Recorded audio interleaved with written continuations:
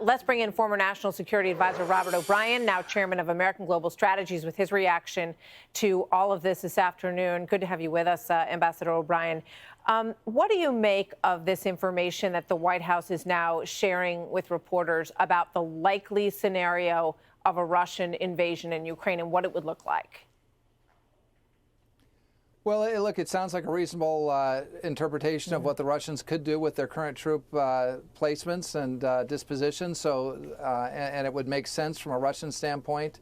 But I think what we really need to be focused on now is not so much talk about how many options Putin has, and he has a lot of options militarily in the region. We need to start talking about what life is going to look like for ordinary Russians and Russian elites, for that matter, if that invasion takes place. They need to understand that they will be 100% cut off from the West, from the free market, from Germany, their huge customer for natural resources, and that Russia will have no choice but to become a junior partner of China in some sort of a little alliance between China and Russia and Iran as they trade with each other. But the West is cut off. All the soccer teams that the oligarchs own and their yachts and their villas in Saint-Tropez, that's all a thing of the past if he does this. So they've got to understand there's a huge price to pay for their economy and their way of life if Putin moves forward. So it's time to deter the Russians, not just speculate about how they might carve up Ukraine or other countries. So what do you expect to hear from President Biden? Do you think that he will be forceful in terms of what the consequences are when we hear from him in about 30 minutes from now? Well, I hope so. And some of the things, like the Russians, there was an article today about these tiger teams that are running tabletop exercises at the NSC, and that's important, and it's good to train your people and get them up to speed. The Russians don't care about any of that. The Russians are looking for concrete action. So if we move troops from Germany, we've got 30 to 50,000 troops garrisoned there. We don't need them there. The Germans have plenty of money to defend themselves. We need to move those troops into Poland, into Romania, and into the Pacific to deter China.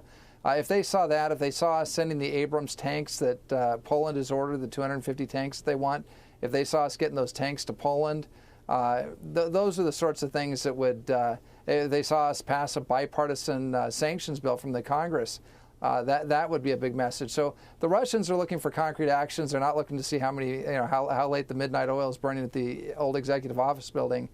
They want to see how they're going to be deterred if they go forward with their plan to invade Ukraine. Yeah, it's just, we'd all love to get inside Putin's head because he's sort of the one person in all of this that has been able to put out a ton of scenarios, and I would imagine that he watches all of this and he sees the gaming and all of the discussion about what he may or may not do, and I would imagine that he kind of likes a little bit of that, Ambassador, in terms of keeping everybody on their toes and guessing about what he's going to do next. There's an interesting piece in the Sunday Times by William Hague where he attempts to get into his mind. He has spent time with Putin over the years, speaking with him.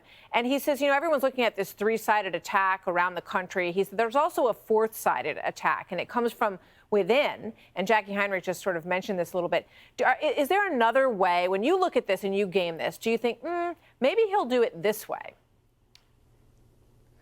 No, he's got the initiative, and he sensed weakness. Unfortunately, I think our policy on Russia with the current administration has been pretty good. But, we gave him Nord Stream 2 and didn't get anything in return. We gave him a New START extension, didn't get anything in return.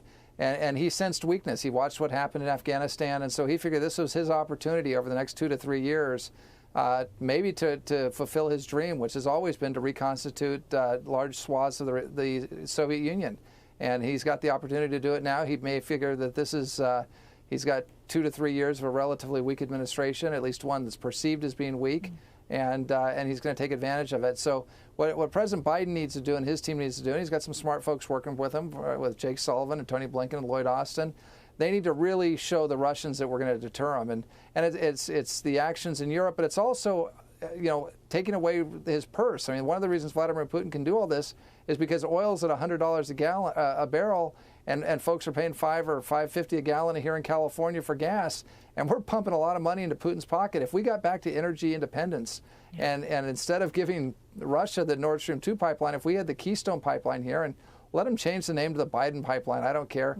But get our energy independence back. Let's drive oil back to $50 a barrel. That takes the money out of Putin's pocket that allows him to be so adventurous in Ukraine and other places. Yeah, well, he's bolstering his energy deals with China to try to offset some of that. We'll see where it goes.